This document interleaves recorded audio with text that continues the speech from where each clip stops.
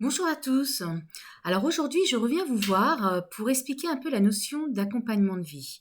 Euh, j'ai eu pas mal de questions par rapport à ça. Qu'est-ce que c'est qu'une accompagnatrice de vie? Est-ce que c'est un coach? Est-ce que c'est aller faire les toilettes auprès des personnes chez eux? Alors non, pas du tout.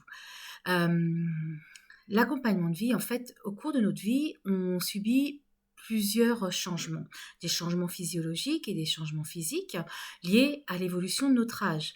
On commence dès la naissance, hein, dès la conception, on naît, après on grandit. Donc il y a tout d'abord tout le phénomène autour de l'enfant, avec tous les apprentissages qui sont nécessaires. Après, il y a la petite enfance, l'âge de raison, donc vers 7-8 ans. Après, on grandit, il y a l'adolescence qui arrive avec tous les bousculements qu'il peut avoir, hein, les changements hormonaux, les changements physiques. Après, il y a l'entrée dans l'âge adulte. Il y a ensuite son positionnement dans la vie adulte. Vers la fin de l'âge, il y a la vieillesse tout simplement, hein. Donc il y a des crises, hein, les crises de ce qu'on appelle les crises de l'adolescence, les crises de la trentaine, de la quarantaine. Et puis après, quand on arrive à la vieillesse, on est sur l'approche de la mort et de la fin de sa vie, du bilan de sa vie. Notamment, il y a aussi la mise à la retraite, hein, souvent, donc vers 60-70 ans. Voilà, donc il y a pas mal de choses qui se bousculent tant sur le plan psychologique, sur le plan physique et physiologique. À côté de ça, durant toute cette vie, on vit des tas d'épreuves.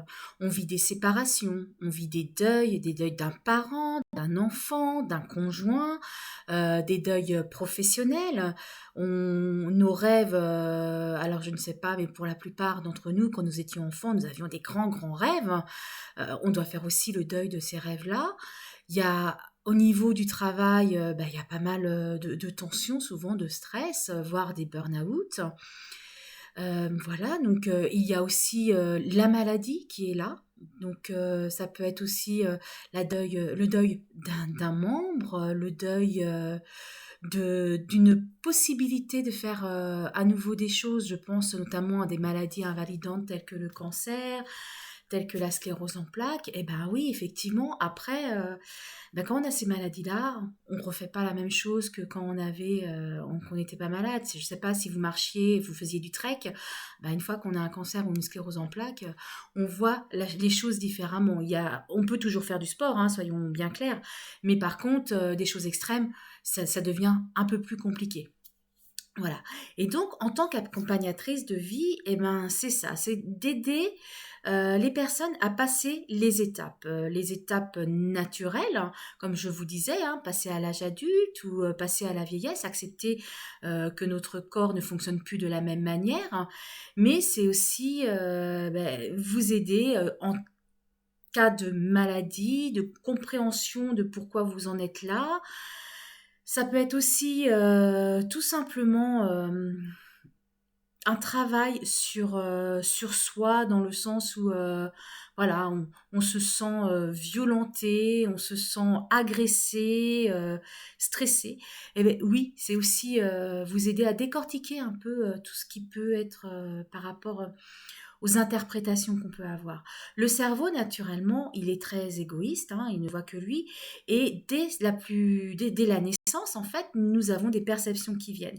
Donc ces perceptions sont interprétées par le cerveau, et ces interprétations, elles sont pas forcément cohérentes et vraiment dans la réalité. C'est juste une interprétation des perceptions que nous avons. Et de ces interprétations, nous en faisons des schémas qui après deviennent des croyances. Et ces croyances, du coup, nous allons répéter les choses. Enfin non, les croyances vont ramener des schémas et vont répéter les choses et c'est ce qui va faire que dans une telle situation, quand on se retrouve toujours dans une telle situation, soit on va être stressé, soit on va être agressif. Voilà, une personne qui vous a fait du mal, avec laquelle vous sentez agressé constamment, dès que vous allez la voir, vous allez tout de suite vous mettre focus. Ah ben elle, de toute façon, elle m'aime pas, elle va m'agresser. Et donc, vous générez aussi, vous, de l'agressivité. Et c'est ces changements de comportement aussi dans lesquels je peux vous aider. Voilà. Alors j'espère que ça répond un peu aux questions qui ont été suscitées par rapport à cet accompagnement de vie. Et ben, je vous dis à bientôt. Au revoir.